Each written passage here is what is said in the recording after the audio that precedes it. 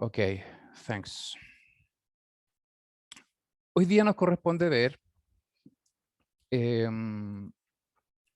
la doctrina del pecado. Y vamos a entrar de lleno a ver varios tópicos, a ver en profundidad algunos conceptos teológicos en relación a esta doctrina. Clase número 2 de nuestra escuela bíblica del 23 de mayo. ¿Qué debiésemos ver hoy día? Y en mucho contenido, ¿ah? Lo bueno es que esto va a quedar registrado. El que quiere o el que desee la presentación se la puedo enviar a su correo.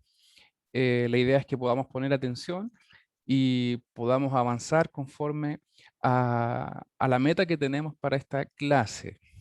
Vamos a ver una pequeña introducción.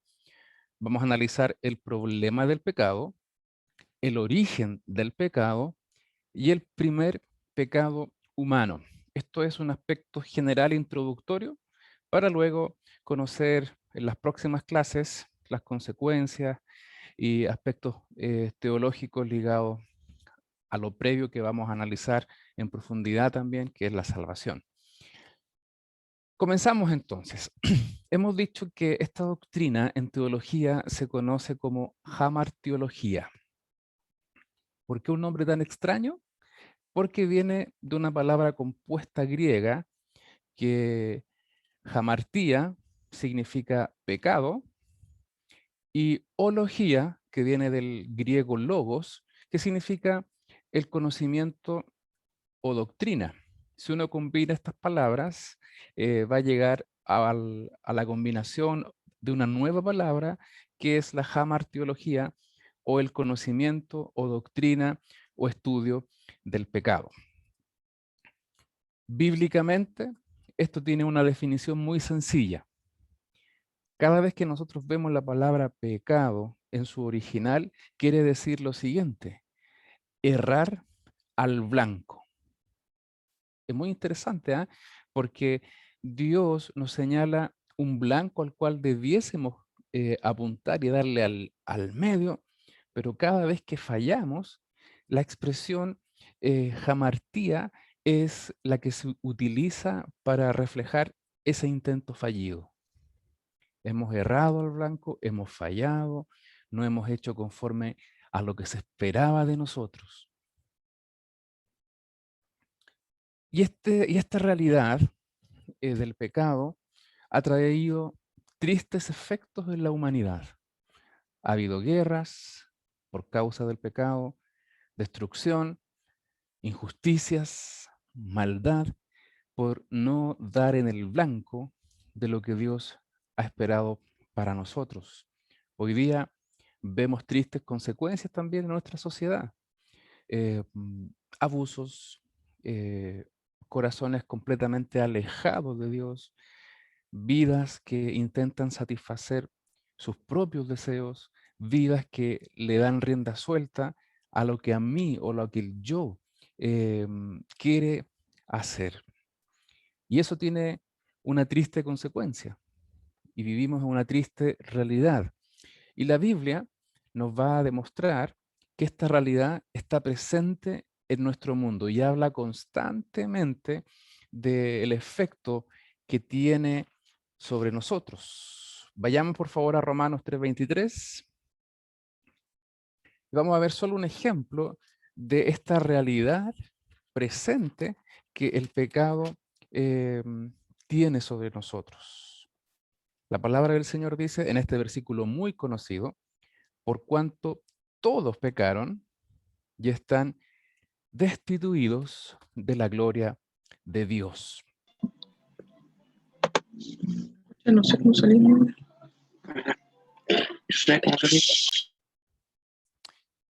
Comenzamos con el problema del pecado. ¿Cuándo y cómo comenzó? Lo más probable es que varios de nosotros diga en el Edén, ¿sí o no? Pero no, no comenzó ahí esta situación compleja. ¿Cómo que no? No. En primer lugar, no puede ser negado que toda la humanidad es pecadora, ¿sí o no? toda la humanidad es pecadora, lo acabamos de leer, por cuanto todos pecaron. Ni siquiera es necesario que el hombre aprenda a pecar. Es muy interesante porque el comienzo del pecado está en la misma naturaleza del hombre desde los días más tempranos de su vida. Y un ejemplo de ello es que a ningún niño hay que enseñarle cómo hacer el mal, sino que constantemente estamos corrigiéndolos, estamos enseñándoles a hacer lo correcto. En las próximas clases vamos a profundizar más de este aspecto del pecado original, de la naturaleza eh, pecadora, pero hoy vamos a ver este problema eh, en un contexto particular, enfocándonos a cómo nació. La Biblia no creó este problema. Tenemos que saber que el pecado estuvo en el mundo mucho antes que la Biblia fuese escrita, ¿ya? Es una realidad que la Biblia enfrenta, es una realidad que la Biblia reconoce que está. Y si la Biblia no hubiese sido escrita, o en el, o en el caso de que nada de lo escrito fuese verdad, aún así tendríamos este problema entre nosotros. ¿Cuál problema? El pecado. El pecado ha estado desde siempre. Podríamos incluso culpar a Dios de la existencia del pecado, pero eso no elimina la triste realidad que el pecado está sobre nosotros. Solo porque Dios es el creador de todas las cosas, no quiere decir que Él sea el autor del pecado. ¿Ya? La escritura, la escritura excluye completamente tal cosa. Dios no creó el pecado.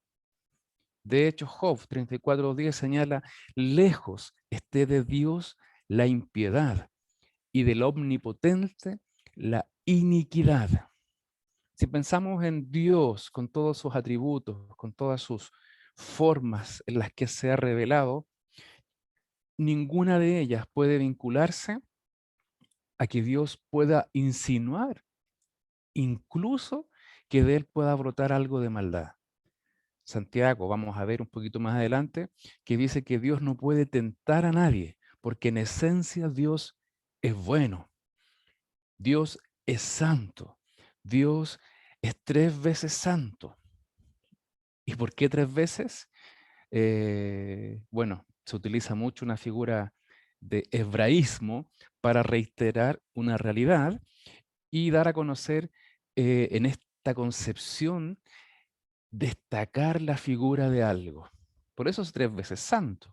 Por eso cuando Pablo habla y dice que 3 veces ha orado al Señor para que le quite este aguijón, no es que voy a orar una vez, voy a orar la segunda y ahora voy a orar la tercera, no, sino que 3 veces es poner en manifiesto que hay una intensidad, en este caso muchas veces es una redundancia que potencia un concepto.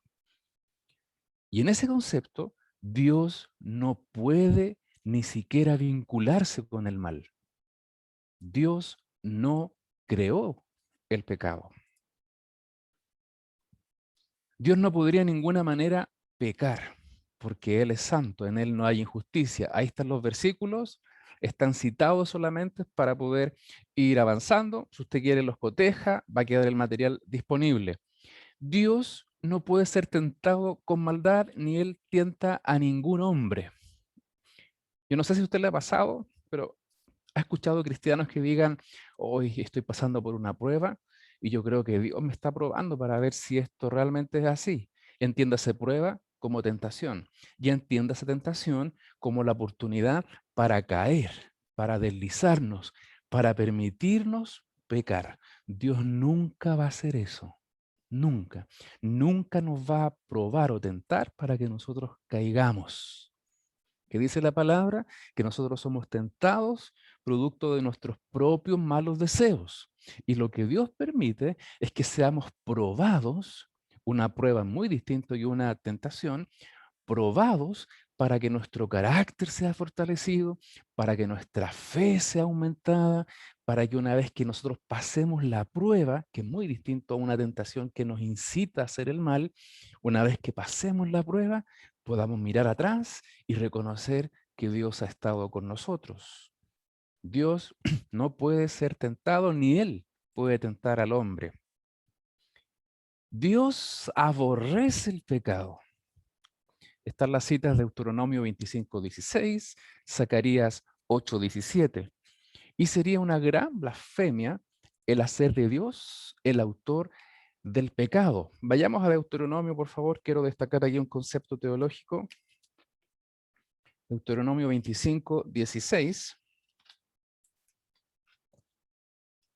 Dice, porque abominación es a Jehová tu Dios cualquiera que hace esto y cualquiera que hace injusticia. Miren qué potente. Es una abominación a nuestro Dios. ¿Qué cosa? Cualquier persona que practica el pecado. Y aquí yo les quiero comentar algo que la Biblia señala y que en nuestro discurso evangélico muchas veces lo aplicamos de una manera errónea. ¿Han escuchado la expresión que Dios ama al pecador, pero aborrece el pecado? ¿Cuántos creen que eso está escrito en la Biblia? ¿Está escrito en la Biblia? Sí, no, pónganme una manito, porque no los veo a todos. Eso no está escrito en la Biblia. Eso es una frase de Gandhi. Dios aborrece el pecado, pero ama al pecador. Lo que vemos en la Biblia, y pongan mucha atención, es que Dios aborrece al pecado y también aborrece al pecador. Y hay muchos versículos que lo respaldan. Pero ¿cómo entonces podemos justificar Juan 3:16? Ya, está bien.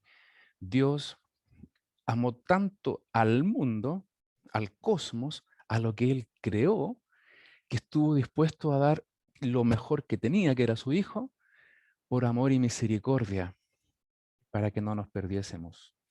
Pero si esta generación, si nosotros, si nuestros vecinos o conocidos se destacan por una vida pecaminosa, tenemos que entender que Dios aborrece a aquellos que se gozan con el mal, a aquellos que practican el pecado. Y esta es una realidad que tenemos que ver en función de lo que estamos viviendo. Es muy triste, porque si esta sociedad no conoce a Cristo como su único Salvador, habrá un juicio tremendo para ellos.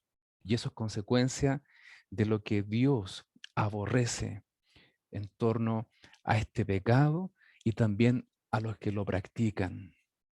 ¿Y cómo entonces Dios ama al mundo? ¿Cómo se aplica eso? Sí, acá hay un juego no de palabras, sino que de definiciones. Cuando Juan 3:16 dice de que tal manera amó Dios al mundo, se refiere al cosmos, a lo creado, al conjunto de personas que habitan en él, al concepto de creación. Y esa creación es la que Dios no quiere que se pierda. Por eso envía la solución, una triste y difícil pérdida, para que nosotros pudiésemos alcanzar la salvación. A fin de que el pecado sea pecado, en el sentido que exista culpabilidad. Ojo con esto. El pecado debe demostrar culpabilidad ligada a él. Debe ser un acto libre de un ser responsable. No sé si esto queda un poco claro. Uno que entiende la diferencia entre el bien y el mal. Esto es lo que se llama un agente moral libre. Y esta es pregunta de prueba, así que por favor pongan atención. Cuando el pecado exige un juicio o se define como pecado, es cuando la persona que lo comete está en su libre derecho de escoger hacerlo o no hacerlo. De lo contrario, seríamos como robots programados para siempre hacer lo malo. Y aquí nosotros entendemos que no, esa opción no es tal, sino que también cada persona tiene la posibilidad de escoger hacer lo bueno o hacer lo malo. Y el que decide hacer lo malo, ahí recae un sentido de culpabilidad ligada a esta persona. Esto teológicamente se conoce como el agente moral libre y es la base de lo que vamos a exponer a continuación respecto a la propia determinación de uno de pecar o no. Y esta es una pregunta que nos solemos hacer siempre, al menos yo me la hago. ¿Por qué Dios permite tantas cosas? ¿Por qué permite el sufrimiento? ¿Por qué permite que no encontremos trabajo? Pero lo más profundo que uno podría llegar a preguntarse es por qué Dios permitió la entrada del pecado en el mundo. Si Él es todopoderoso, si Él no le costaba nada poner barreras con el fin de que su plan original no se viera truncado y hoy día podríamos vivir una sociedad libre de pecado, una sociedad justa, una sociedad donde se evidencie las obras de Dios en todo lo creado. ¿Por qué Dios lo permitió? Es muy interesante, ¿eh? Porque vamos a hablar del pecado permitido. ¿Cómo es el pecado permitido?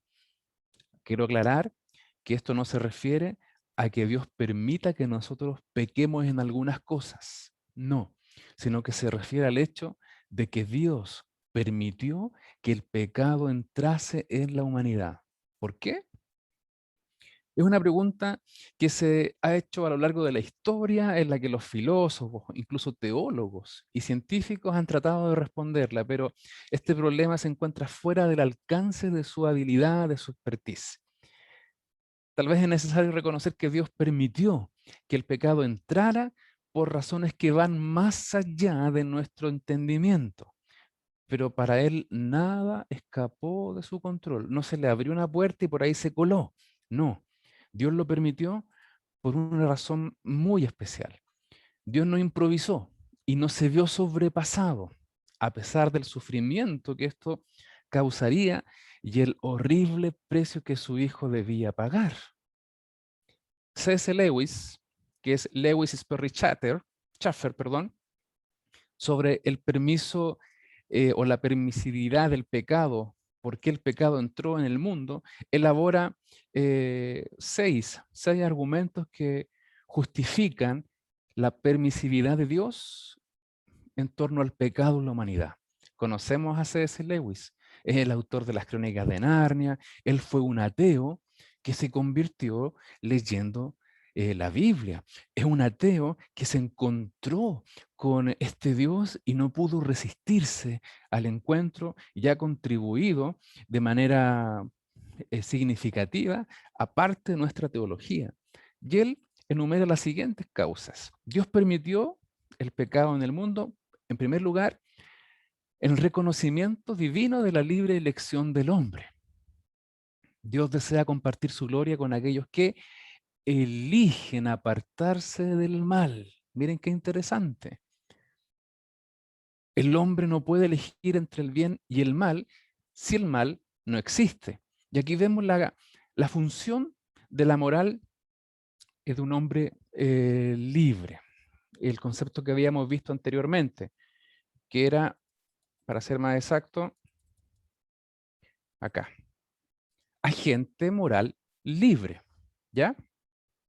Lo vemos reflejado en esta primera justificación de por qué Dios permite el pecado. Sí, el libre albedrío, la elección libre de cada uno. Sería muy triste ver que la sociedad fue creada para que en forma automática la humanidad respondiera en forma automática a seguir a Dios. Al parecer Dios le da mucho valor a las decisiones que nosotros tomamos. Y cuando éstas van en función a aferrarnos a Él, a creer en Él, el, el fruto, la consecuencia natural es que Dios comparte de lo suyo con sus hijos. Pero ese es en esa elección personal donde parte todo, el libre albedrío. En segundo lugar, se le da un valor específico a los seres redimidos, a los seres que son perdonados, aquellos que han elegido rendir sus vidas al Señor. Dios podría haber creado seres inocentes, no caídos, sin capacidad de errar al blanco, de pecar, pero sí deseaba almas redimidas, purificadas por la sangre del sacrificio y obtenidas a un precio infinito. Me refiero a la cruz del Señor.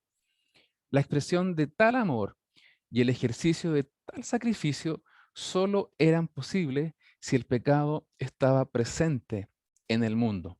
No sé si se entiende, pero el sacrificio de Cristo, tan maravilloso, tan sublime, tiene valor, un inmenso valor, si el pecado está presente en el mundo y Dios puede redimirlo y sacarlo de ahí en las personas que han tomado la decisión de creer en Él. Entonces nos encontramos con los redimidos y con los perdidos. Los redimidos son aquellos que estando en pecado abrazaron la fe en Cristo Jesús y son justificados y puestos en otro lugar. Ahí se le da un valor específico al sacrificio de Cristo, la nueva creación, hijos de Dios y todo el concepto teológico de la salvación. En tercer lugar, vemos que, quiero pedir por favor que deshabiliten el plumón en el pizarrón. La adquisición de conocimiento divino, aquí no alcanzo a leer. Quiero pedir a hermano Marcelo, por favor, si puede leer el título.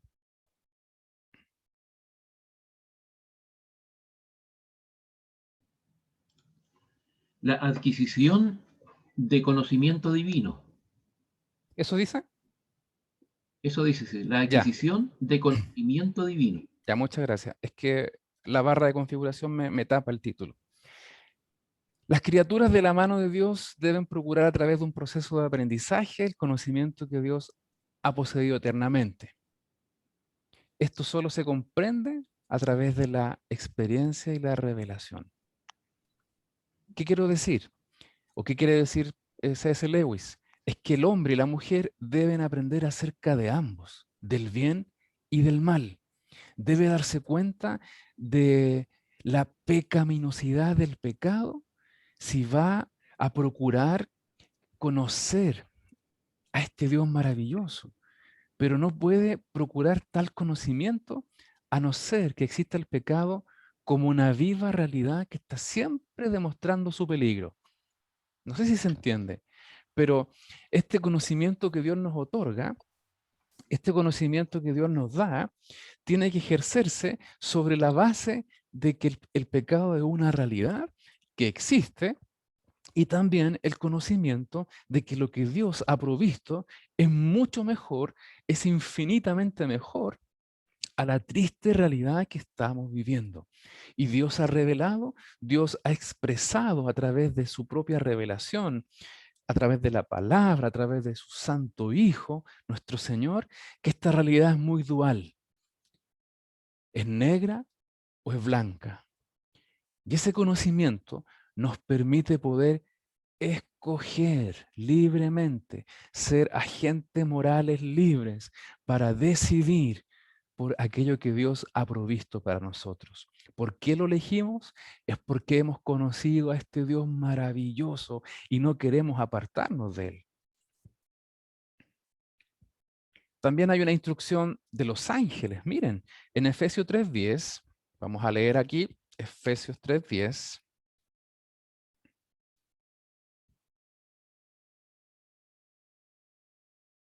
Señala lo siguiente.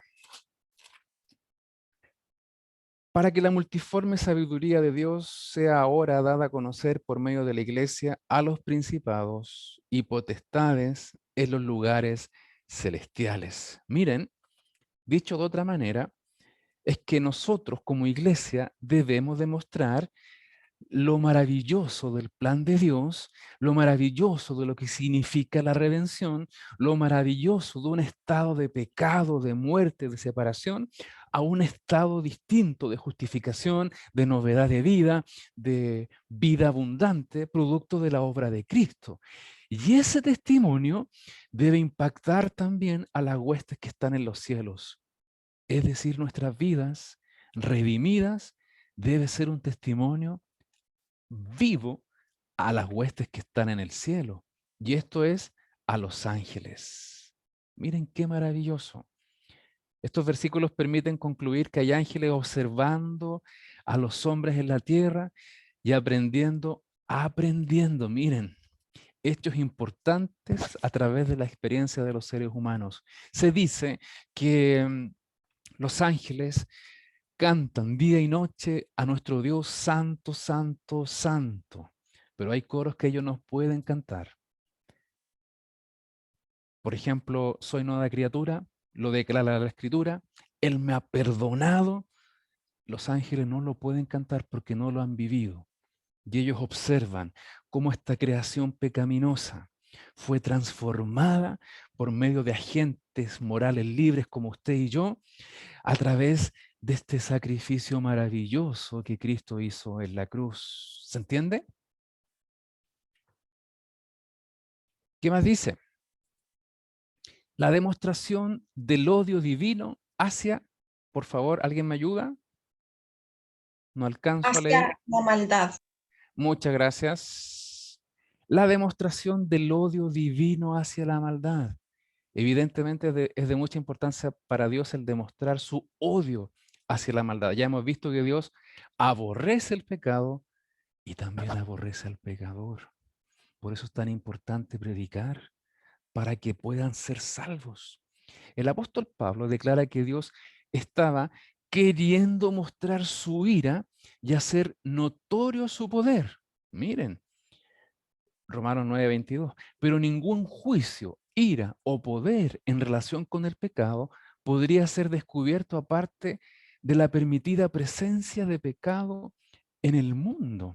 Por supuesto, Romanos capítulo 1 da una lista enorme de los tristes pecados que comete la humanidad. Hombres y mujeres que abandonan su deseo natural, pecados abominables, injusticia, crímenes, y comienza una lista de pecados, entre comillas, horribles. ¿Por qué entre comillas? Porque vamos a ver que para Dios no hay pecados horribles, sino que el pecado es uno solo y las consecuencias de estos pecados son distintas. Es muy distinto pensar que la consecuencia de alguien que dice una mentirita blanca, por decirlo mentirita blanca, puede ser la misma que alguien que asesina de una manera abierta y es un psicópata. Para Dios, esa realidad de pecado es la misma, pero las consecuencias son distintas. Y en Romanos capítulo 1 vemos una larga lista de horribles pecados. ¿Y qué es lo que dice Pablo? Que ellos ya viven de esta manera porque están condenados. Porque, dicho de otra manera, en su agente moral libre, que son cada uno, han decidido vivir sin Cristo, o porque no le conocen, o porque tomaron la decisión de dejarse llevar por sus pasiones y sus deseos, y teológicamente ellos viven en la perdición. Y eso es la demostración del odio divino, del juicio divino, por vivir en el pecado, vivir perdidos. Y número 6, nos demuestra también por qué Dios permitió el pecado en el mundo, el recto juicio de toda maldad. Mucho más allá de los simples detalles de la expresión del pecado, está el hecho esencial del principio de maldad, que si ha de ser juzgado por Dios, debe evidentemente ser traído a una demostración abierta de su verdadero carácter. Por supuesto, Dios aborrece el pecado y la consecuencia natural es condenación, es muerte. Si el pecado es algo serio, tal demostración no podría ser asegurada con el pecado existiendo un evento hipotético. Tenía que hacerse concreto. Es como cuando un papá le dice a un hijo, si tú te portas mal, te voy a castigar. Y cuando el niño se porta mal, tiene que venir un castigo, porque de lo contrario sería una teoría, sería solo una tesis, sería una hipótesis. Entonces, ante esta confesión que vemos en la palabra, que Dios aborrece el pecado y por ende aborrece el pecador, debe traer una consecuencia tangible, real. Y esa consecuencia tristemente es el juicio. Romanos 1 lo vuelve a insistir. Ellos viven de esa manera porque ya han sido condenados. Si vemos hoy día nuestra sociedad, y recuerden que todo este ciclo de estudios tiene como finalidad aterrizar ejes doctrinales para interpretar lo que nuestra sociedad está viviendo. Si vemos que hay una tendencia fuertísima a los derechos sexuales de minorías, por ejemplo, si vemos que se está legislando con fuerza por el matrimonio homosexual, si vemos que se está discutiendo sobre el aborto libre y sin causales, una despenalización de este tipo de homicidio, es porque esta sociedad está viviendo el juicio de su propia maldad. Es tremendo. Y si no entendemos el rol de la iglesia en este contexto, tristemente vamos a estar errando el blanco. Tristemente vamos a estar fallando nuestra puntería, porque en medio de toda sociedad perversa, destruida moralmente, hermanos, aún hay tiempo de soluciones. La iglesia debe predicar a Cristo como nunca antes. ¿Para qué? Para que estas personas que andan caminando como zombies, porque sí yo creo que la Biblia lo diría en un mensaje actual, existen, pero no viven. Es como muertos caminando. ¿Por qué? Porque no se han encontrado con el autor de la vida. Y ahí usted y yo tenemos una tremenda responsabilidad de ir y predicar a este Señor que con su evangelio transforma vidas. Con su evangelio puede dar la capacidad de hacer que las personas nazcan de nuevo. Es maravilloso porque no hay sociedad que se resista al poder transformador del evangelio. Hoy estoy hablando de pecado, perdón, pero es que es imposible no combinar y comenzar a hilar ideas y cómo esto sí tiene solución. Y es la cruz de Jesús, donde todo pecado puede ser redimido. ¿Hay esperanza? Por supuesto que la hay, pero de eso no me corresponde hablar. De eso hablará el pastor Osvaldo y el pastor Boye. Más adelante, si es que el Señor aún no viene por nosotros. Ya, el origen del pecado en el universo. Voy a procurar avanzar. Debemos comprender que el pecado no tuvo su comienzo aquí en la tierra. No partió en el jardín del Edén. El primer pecado fue cometido en el cielo. Sí, el cielo fue manchado antes que la tierra fuera dañada por su horrible presencia, por el pecado. De aquí que debamos primero estudiar su comienzo en el universo y luego su comienzo en la tierra. El responsable, ¿quién es? ¿Quién es? Bueno, vamos a Ezequiel, por favor, capítulo 28. Yo sé que ustedes me van a decir, nada, pero esto se refiere al rey de Tiro, que Ezequiel estaba hablando a este rey que tenía un carácter tremendo. Pero miren, vamos a leer algunos versículos que dan cuenta de una realidad paralela. ¿Por qué paralela? Ya lo voy a explicar.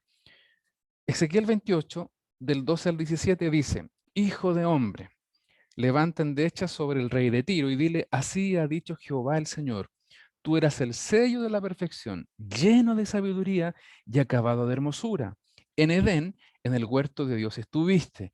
En toda piedra preciosa era tu vestidura, de cornerina, topacio, jaspe, crisólito, berilo y onice, de zafiro, carbunclo, esmeralda y oro.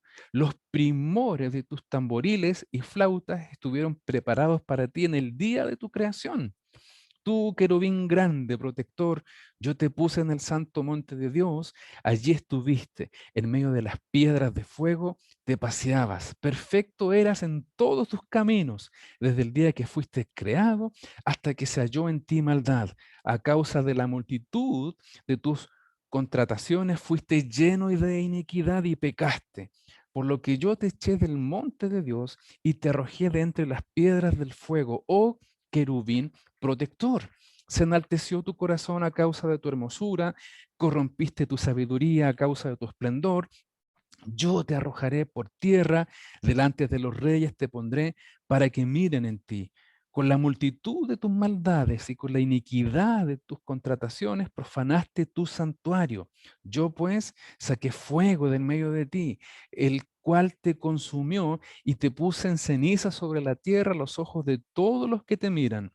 Todos los que te conocieron de entre los pueblos se maravillarán sobre ti, espanto serás y para siempre dejarás de ser. Aquí Ezequiel está hablando al rey de Tiro, pero es una profecía doble, con un doble efecto. Si bien es cierto, refleja la realidad presente, pero también hace alusión a un hecho profético, a un hecho histórico. Isaías también lo practica, también lo hace. En sus primeros capítulos, cuando habla de las señales, y una de esas señales para el tiempo presente era que nacería el Salvador, nacería un niño, y en esa figura vemos un cumplimiento presente, pero también futuro. Y hace directa alusión al nacimiento de nuestro Señor. El responsable, entonces, está en la persona de alguien sobrenatural. Pero su aplicación y su efecto va más allá. Al parecer, se refiere al más alto de todos los seres creados. ¿Y a quién más podría aplicarse estas palabras sino a Satanás mismo antes de su caída? Seguidamente miramos el pecado del cual este ser exaltado era culpable. Y aquí hay otros versículos que no voy a leer por el tiempo, por favor ustedes lo corroboran. Pero sí, 5 veces Lucero se revela contra la voluntad de Dios. De aquí que podemos ver que el primer pecado fue rebelión en contra de Dios e independencia total de Él. Quiso ser como Dios y como consecuencia la palabra dice que 1/3 de los ángeles le siguieron. Es terrible. Fue la rebelión e independencia de Dios. ¿No vemos eso hoy día también? Una constante rebelión, una constante independencia. No, yo quiero hacer lo que yo quiera. No quiero sujetarme a otro. ¿Qué Dios? ¿De qué Dios me estás hablando? No, si eso es un cuento, no. Sí, tristemente se repite el patrón. ¿Cuáles fueron estos 5?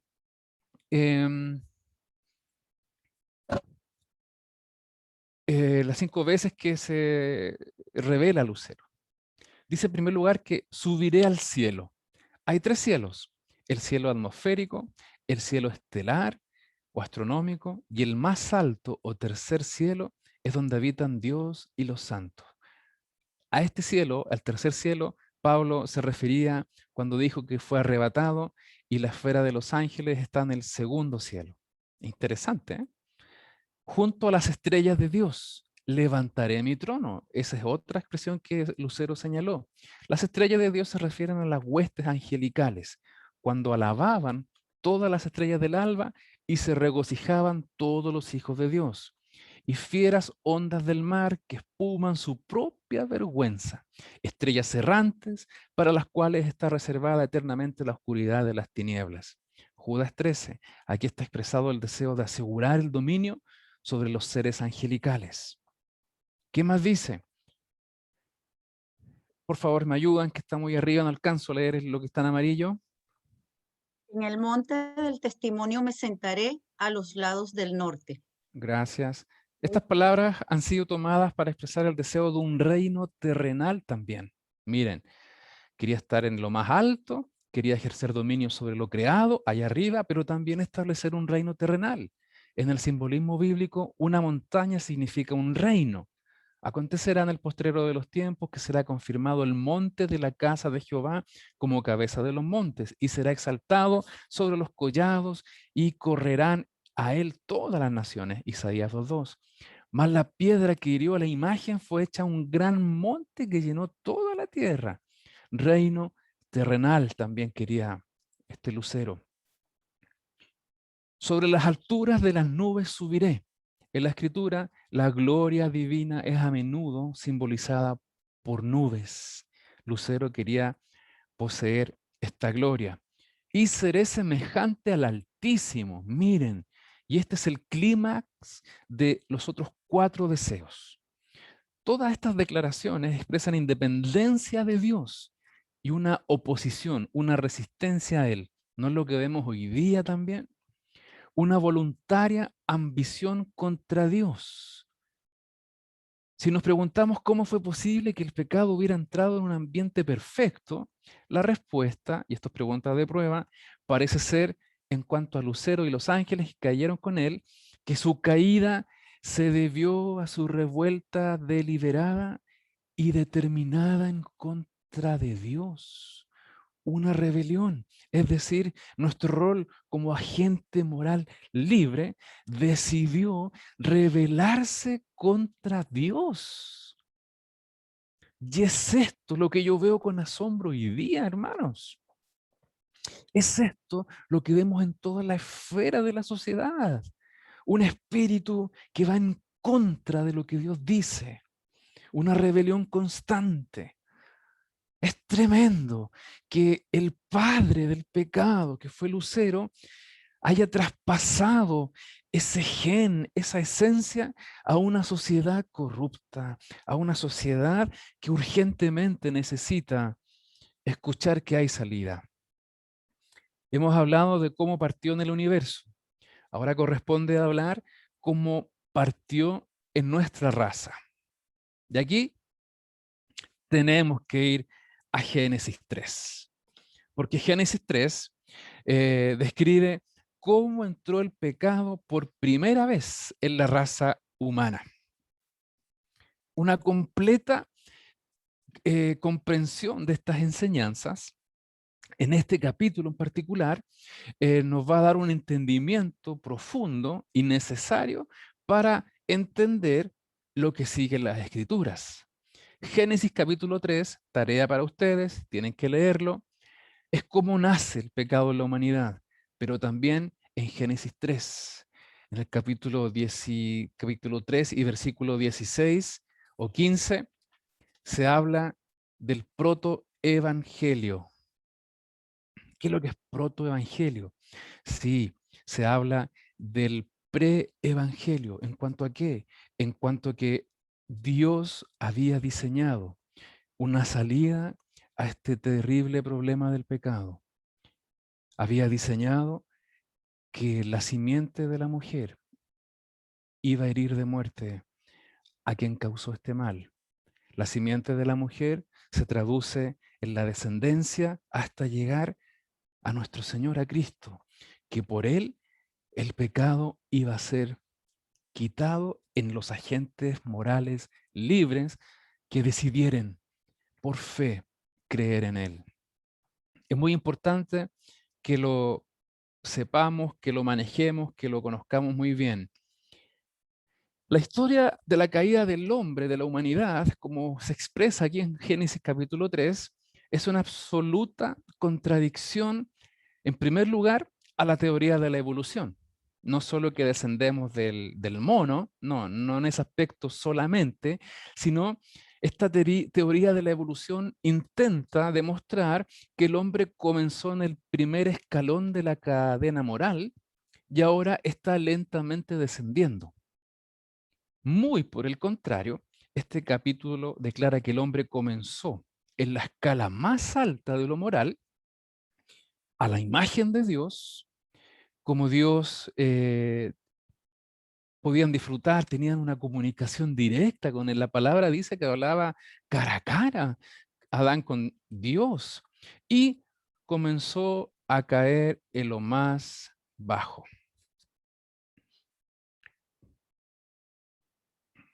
Antes de eso, el linaje de Adán y Eva, sabemos que Adán y Eva no tenían ningún linaje contaminado detrás de ellos. Sin embargo, pecaron. Dicen que Adán y Eva no tenían ombligo. Y sí, tiene lógica. Dicen que Adán fue el hombre más bienaventurado en el mundo porque no tenía suegra. Yo soy también muy bienaventurado porque tengo una suegra maravillosa. Pero ¿cómo habrá sido no tener suegra? Raro, ¿eh? Pero miren, nuevamente se nos dice que la maldad en el corazón humano se debe al ambiente pecaminoso en el cual vivimos. Imaginemos que podamos limpiar esta sociedad y queda limpiecita, pero con eso no vamos a eliminar el problema del pecado. Lo que el hombre necesita es un nuevo nacimiento. Lo que el hombre y la mujer necesita en este escenario tan terrible es que como agentes morales libres puedan decidir por Cristo. Y en esa inmensa tarea estamos ustedes y yo. Dios quiso poner como prueba el amor para ligarlo a la obediencia. La raza humana fue creada de tal forma que pudiera recibir y corresponder el amor de Dios. El diseño original de Dios era que Adán y Eva viviesen por siempre en el jardín. El diseño original de Dios era que ellos no murieran, ¿no? Vivir eternamente en este paraíso creado por Dios. El diseño original de Dios era que no existiese enfermedad, sufrimiento, que existiera una justicia. Ese era el diseño original de Dios. Pero está este concepto de agente moral libre que también determina nuestra libre elección de corresponder en obediencia a Dios como resultado de nuestro amor a Él. ¿Cómo Dios iba a saber si este primer hombre y mujer le iban a amar? Él les dio la oportunidad de probar su amor con un simple acto de obediencia. En realidad ni siquiera era tan difícil como lo podamos imaginar. Todo lo que les pidió fue que se abstuvieran de cometer el acto de participar, de comer del fruto de uno, de muchos árboles que habían en el huerto. Miren, les dio de todo y les dijo, lo único que les voy a pedir es que no coman de ese fruto. ¿Y qué es lo que hicieron? Comieron de ese fruto. Es terrible cómo nos apartamos del Señor sin tener motivo aparente. Dios no les estaba privando de nada. Dios no los estaba tentando. No, Dios estaba permitiendo que el amor que ellos demostraban se tradujese en obediencia. Miren qué maravillosa oportunidad. No era necesario comer de ese árbol para que ellos se sintiesen felices o se sintiesen más plenos. Por otro lado, el hombre no necesitaba el pecado. Este pecado ni siquiera le iba a proporcionar a ambos un placer genuino. Lo tenían todo. Aunque aquellos que más pecan contra otros quieren que otros los traten bien. ¿Han visto esa paradoja, no? Que exigen que los traten bien, pero ellos los tratan los demás pésimo. Es como el buen ladrón que roba, pero espera que a él nunca le roben. Es una paradoja, pero se define acá la preciosa oportunidad de demostrar en amor esta obediencia que le debemos a Dios. Y está el fruto prohibido. No había veneno ni maldad en el fruto de ese árbol. ¿Cuál era el fruto? No era la manzana. Dice que era un fruto. Solamente eso. Solo fue incorrecto porque Dios le había dicho que no debían comer de él. En la economía, en la administración, en el orden moral de Dios, estaba establecido aquí en la tierra que el pecado era una posibilidad, pero no una necesidad. Recuerden que eran agentes morales libres. Recuerden que por medio de la obediencia demostraban el amor a Dios. Recuerden que fueron creados a la imagen de Dios, y uno de esos atributos de la imagen de Dios en nosotros es que somos creativos, es que somos eternos, en el sentido de que si vamos a vivir nuestra eternidad con Dios o sin Dios, pero también en esta capacidad de elección. Adán y Eva nunca debieron haber convertido esa posibilidad en una realidad, nunca. Rodeados con todo para lo que necesitaban, y David y Dios les había advertido en cuanto a las tristes consecuencias que eso iba a traer, podemos concluir solamente que ellos fueron culpables porque quisieron. Y aquí entra muy fuerte lo que el apóstol Santiago dice al finalizar o al comenzar uno de sus capítulos. Cada uno es tentado cuando de su propia concupiscencia es atraído y seducido. Y vemos por último la participación de Satanás en este proceso. Y es muy importante tener este hecho en mente. ¿Por qué? Porque Dios no le permitió a Satanás forzar y predominar sobre Adán y Eva. No, no se le dio una facultad mayor en el sentido de que dominarlos hasta que cayeran. La serpiente les tentó, pero no les forzó a comer del fruto prohibido. La manera en que vino Satanás fue una verdadera prueba, pero no fue de tal naturaleza como para abrumar a esta parejita. Y esta es la verdad de toda tentación. Una tentación exitosa requiere la cooperación del individuo tentado, agente moral libre. Este debe ceder tal y como cedieron Adán y Eva. Ellos habrían podido culpar a Satanás por tentarles, pero en realidad debían culparse a sí mismos por ceder a la tentación. Su pecado fue el resultado de su propia responsabilidad. No podían decir que no sabían, no fueron advertidos y por lo tanto cargaron con el castigo. La diferencia entre la caída de Satanás, y esta pregunta de prueba, y la caída del hombre es que Satanás cayó sin ningún tentador externo. El pecado entre los ángeles se originó en sus propios seres. Por otra parte, el pecado del hombre se originó en respuesta a un tentador y una tentación externa. Se hace un comentario muy particular respecto a esta idea. Si el hombre hubiera caído sin un tentador, hubiera originado su propio pecado y se hubiera convertido él mismo en un Satanás. Avancemos. El primer pecado humano. La necesidad de una prueba. ¿En qué sentido? Dios había hecho al hombre perfecto, a su propia imagen. A imagen de Dios los creó, dice Génesis. Y señala a lo menos en 3 ocasiones que lo que Dios había creado era bueno. Y cuando vemos el relato de Jesús con el joven rico que viene corriendo hacia él y le dice, maestro bueno, y Jesús le responde, pero ¿por qué me llamas bueno?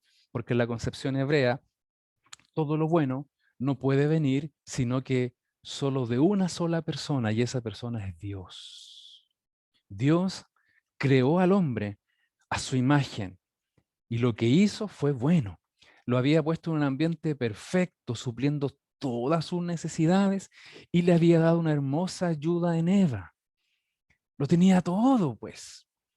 También le fue dada una libre voluntad, pero era necesario que su libre voluntad fuese probada, a fin de que él fuera confirmado en justicia positiva de carácter.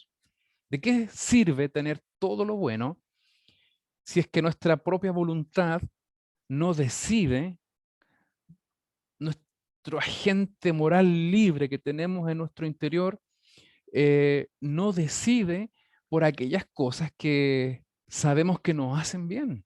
Si no hubiese existido la posibilidad de fallar, si no hubiese existido la posibilidad de ejercer nuestro libre albedrío, no habría una prueba objetiva para demostrar que el hombre podía decidir.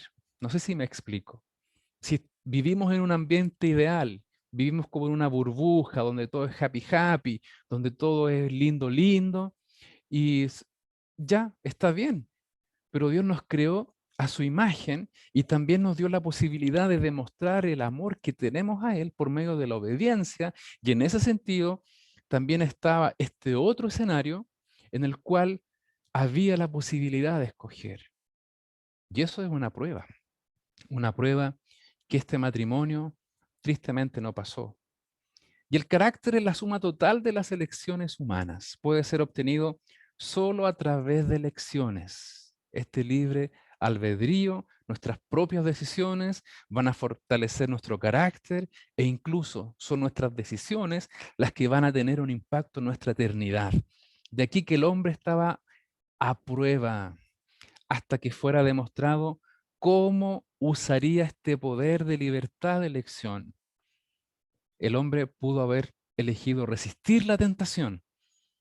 Desafortunadamente eligió lo opuesto. Y saben, esto es lo que me encanta de Dios, que nos creó para que pudiésemos decidir libremente. Y en esa libertad demostrar nuestro amor en obediencia a Él.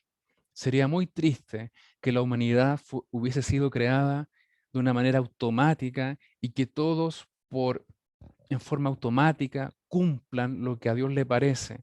Sería muy triste que viviésemos como esclavos haciendo la voluntad impuesta por un Dios castigador. No, así no es Dios. Dios da la posibilidad de que creamos en Él y que por medio de ese acto demostremos nuestra obediencia. Dios nos da la posibilidad hoy día de que probemos nuestra fe, de que probemos cuánto le amamos. Y eso se traduce y se tiene que traducir en obediencia. El proceso de tentación. Número 1, tenemos que ver Génesis capítulo 3. Por favor, compare estos apuntes con los versículos que están aquí señalados. Satanás emitió dudas sobre la palabra de Dios y su amor. ¿Qué dice el versículo 1 del capítulo 3? Pero la serpiente era astuta, más que todos los animales del campo que Jehová Dios había hecho. La cual dijo a la mujer, ¿con qué Dios os ha dicho? ¿No comáis de todo árbol del huerto? Satanás puso la duda. La razón por la cual este tan tentador vino a la mujer no era porque la mujer era el sexo débil, no era porque la iba a pillar volando abajo, no. Si fue a la mujer en vez de Adán, puede haberse debido al hecho que Dios había dado el mandato de prohibirles comer del árbol directamente a Adán. Si vemos el capítulo 2, vamos a ver que Dios le explica a Adán este mandamiento y las consecuencias, y Eva debió haber recibido este mandato de su marido. Así que Satanás muy astutamente no vino al hombre, sino a la mujer a través de la serpiente. Y vino mientras ella estaba sola más encima. Miren qué malulo, qué pillo. Y la pregunta sutil de Satanás fue, ¿con qué Dios os ha dicho? Es hoy en día una de sus tácticas favoritas para cuestionar la veracidad de la palabra de Dios. Sembrar la duda. Él quiso sugerir que Dios estaba guardando algo del hombre y de esta manera poder cuestionarle acerca de su amor. ¿Cuántas veces no vienen pensamientos a nosotros y nos dicen, ¿pero será esto para mí? No, yo creo que no. ¿Será esto tan así?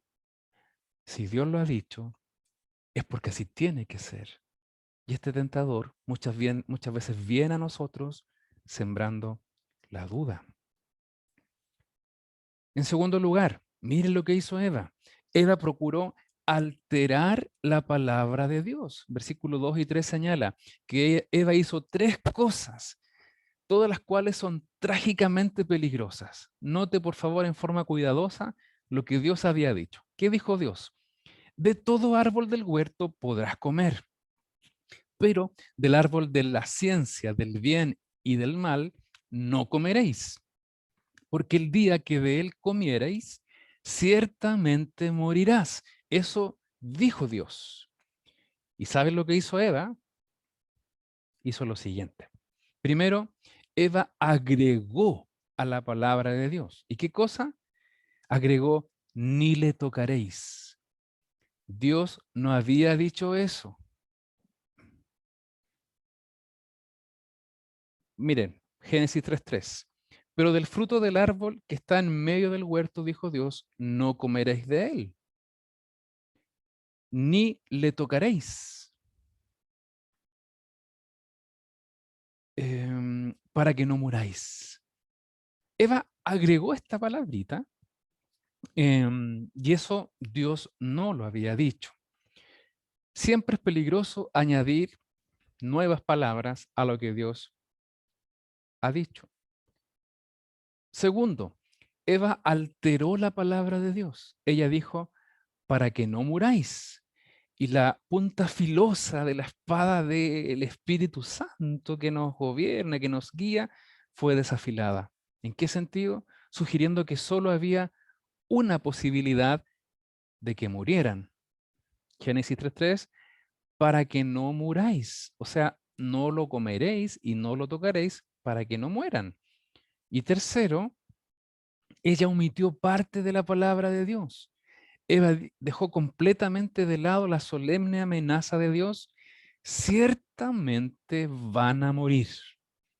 Miren, lo que Dios había dicho, establecido, fue alterado, se le dio otra interpretación, traducido de una manera más concreta, y eso trajo tristes consecuencias. En tercer lugar, Satanás contradijo la palabra de Dios.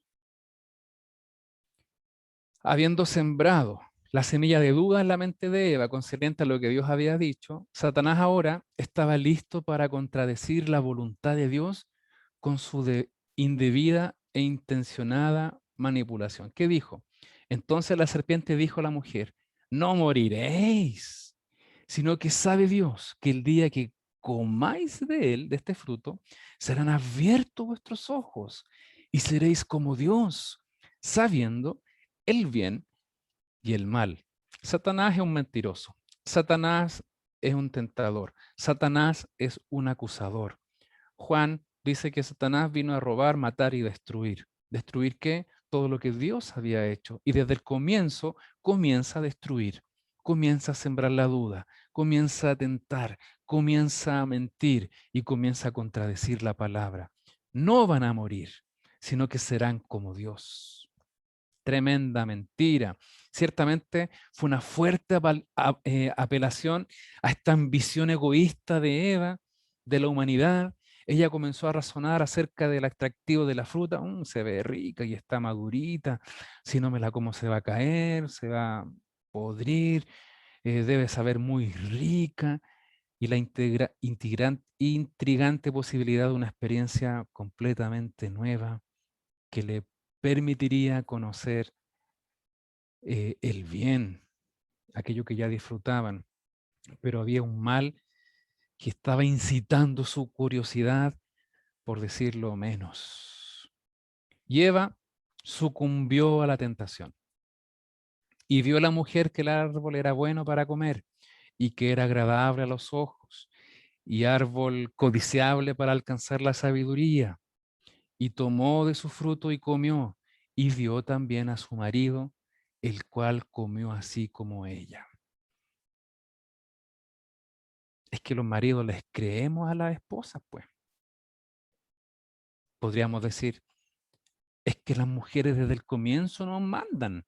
Podríamos justificarnos. No, aquí vemos que ambos desobedecieron. Mayor responsabilidad, evidentemente, que la tiene Adán, porque él recibió la instrucción y se dejó convencer. Primera de Juan 2:16 nos declara, porque todo lo que hay en el mundo, los deseos de la carne, los deseos de los ojos y la vanagloria de la vida, no proviene del Padre, sino del mundo.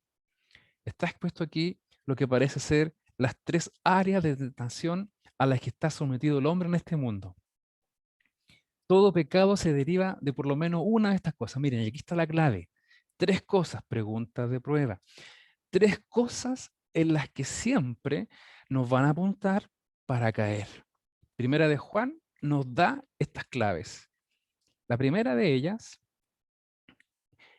son los deseos de los ojos. Es fácilmente visto que Eva cayó por los 3. Por los deseos de los ojos, vio que era agradable a los ojos. Los deseos de la carne, que el árbol era bueno para comer. Y la vanagloria de la vida, árbol codiciable para alcanzar sabiduría. Y son estos 3 ejes que hoy día vemos que llevan a las personas, a la sociedad, incluso a nuestros agentes morales libres, a caer. Lo que entra por los ojos, los deseos de la carne, con los cuales tenemos que luchar, y la vanagloria de la vida. Es increíble que estos 3 nos alejan del plan de Dios y nos hacen errar al blanco, nos hacen pecar. Resultados del primer pecado del hombre, de la humanidad. Vemos que hay tristes resultados en relación al hombre hacia sí mismo, ¿ya? Hacia lo interno, a las tristes consecuencias que ellos debieron vivir en lo personal. El primero de ellos es que Adán y Eva inmediatamente fueron conscientes de su propio pecado. Sí, se dieron cuenta que la embarraron. Se dieron cuenta que le habían fallado a Dios. No fue un acto que pasó desapercibido para ellos, sino que ¡pum! Algo acusó golpe. Y fue heavy, fue serio. Sus conciencias fueron despiertas e instantáneamente les acusó a ellos mismos. Miren qué tremendo. El pecado produce un sentimiento de culpa enorme. Dios ni siquiera había entrado en escena, sin embargo, ellos ya sabían que eran pecadores. Versículo 7, ¿qué dice? Génesis capítulo 3. Entonces fueron abiertos los ojos de ambos y conocieron que estaban desnudos. Sí, se dieron cuenta. Oh, algo pasó que cambió nuestra manera de vernos, que comenzó la culpa y también se dieron cuenta que estaban desnudos. Dios les preguntó, ¿quién te enseñó que estabas desnudo? Es como la pregunta que le hace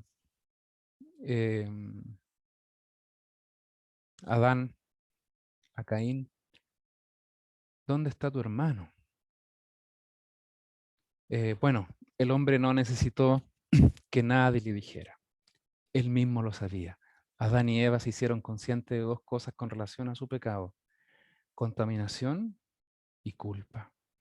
La conciencia de su contaminación les guió a esforzarse por cubrirse. Y aquí vemos algo maravilloso. Dice la Biblia que se cubrieron con hojas, pero que Dios después les cubrió con pieles. Y eso significa o instaura un principio de redención, que alguien tuvo que morir para cubrir su pecado, y quien murió seguramente fue un cordero que les permitió vestirse, cubrir. La percepción de su culpa causó que huyeran cuando Dios se acercó. Y eso ocurre hoy día. A veces nos sentimos tan podridos por dentro que creemos que no merecemos el amor de Dios. Y ahí Dios muestra su amor, su misericordia y se acerca. La contaminación del pecado es un hecho. El pecado contamina y todo hombre lleva la mancha del pecado sobre su alma. Sí, no lo podemos esconder. Dios no la pone allí. Es el resultado inevitable del pecado. Es consecuencia directa de fallarle a Dios. La culpa. También estaba la conciencia de esta culpa porque todo pecado tiene relación con Dios. Todo pecado se relaciona con Dios porque habla de fallar al blanco y el blanco es Dios. Es cerrar en lo fino a lo que Dios ha establecido. Entonces cuando pecamos, pecamos siempre contra Dios. Adán y Eva vanamente buscaron cubrir su pecado. Entonces cosieron hojas de higuera y se hicieron delantales. Eso dice el versículo 7. Innegablemente el primer hombre y la primera mujer habían pecado y fueron conscientes de su culpa antes de hacer un intento por cubrir su cuerpo. Muchos comentaristas han imaginado que estaban cubiertos con una vestidura de luz, la gloria de Dios. Cualquiera que haya sido su condición, ellos fueron instantáneamente conscientes de que habían perdido algo. Algunos han pensado que antes de eso el espíritu dominaba el cuerpo, pero ahora el cuerpo gobernaba sobre el espíritu. La tendencia inherente del hombre pecador es tratar siempre de cubrir el resultado de su propio pecado, de taparlo. Vemos esta manifestación de una manera natural en Adán y Eva. Querían tapar algo, cubrirse. Por lo tanto, muchos intentan coser hojas de higuera de justicia para sí mismos. Nuestros primeros padres descubrieron pronto que esta ni siquiera les serviría para ellos, como tampoco hablar de un Dios santo, porque cuando Dios se acercó, ellos huyeron de su presencia. Qué triste, ¿eh? Y resultado es la actitud del hombre hacia Dios. Hemos visto este resultado hacia nosotros mismos, pero ahora en relación hacia Dios. Y en primer lugar, vemos que Adán y Eva huyeron de la presencia de Dios y oyeron la voz de Dios que se paseaba en el huerto al aire del día, y el hombre y su mujer se escondieron de la presencia de Jehová Dios entre los árboles del huerto. Eso lo dice el versículo 8. ¿Qué diferencia había hecho el pecado en tan corto tiempo?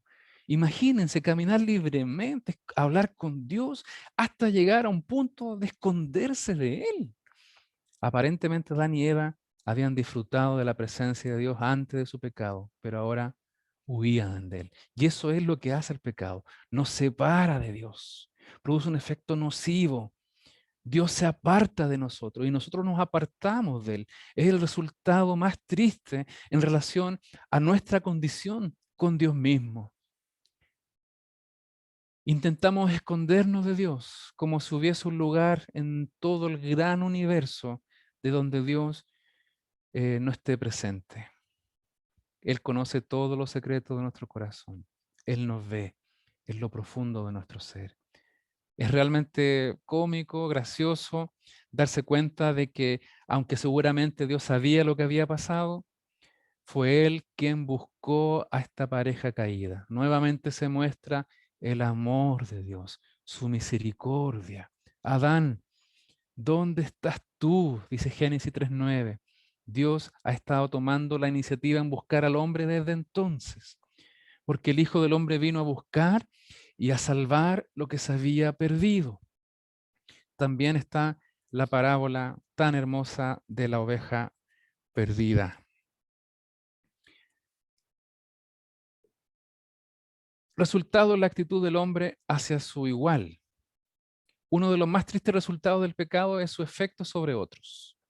Eva no estuvo contenta por desobedecer sola a Dios, sino que tuvo que también involucrar a alguien más, a su marido. Y es lo que vemos hoy día, por ejemplo, con los borrachos, con los adictos o con las personas inmorales. Nunca están satisfechas hasta que invitan a otros a ser parte de su pecado.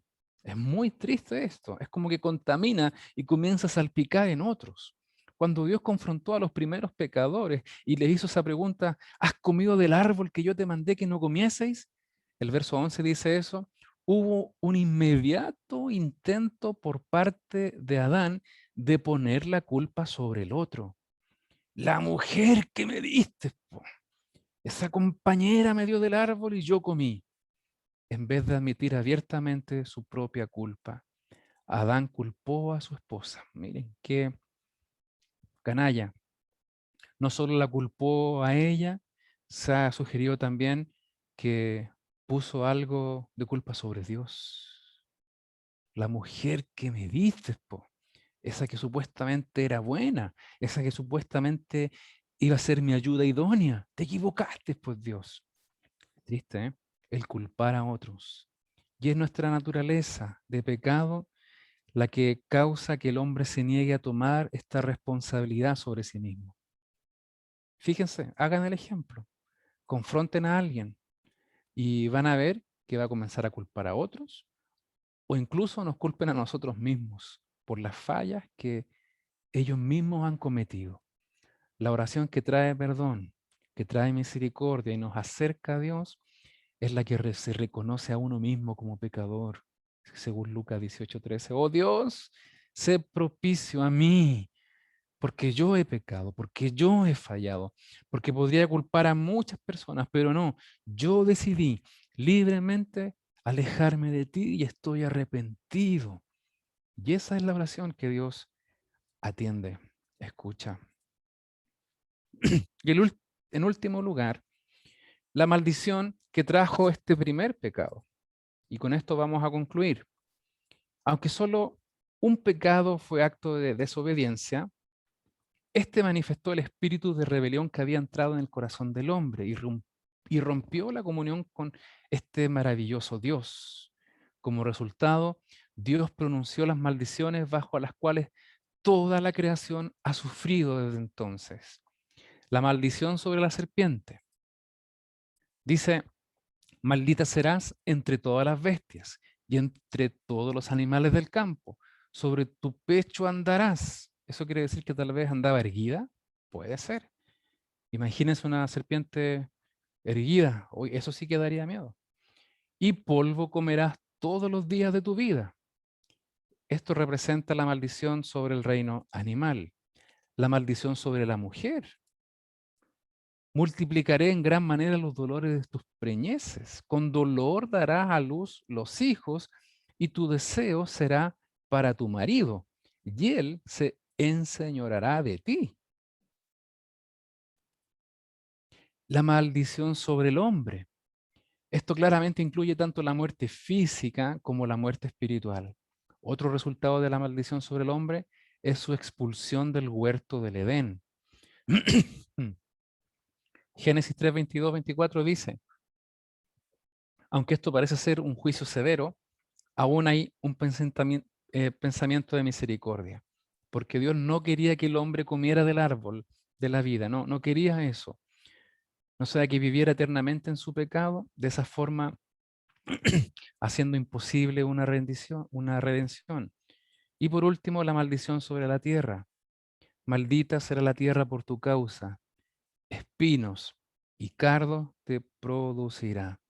Esta maldición es sobre el reino vegetal.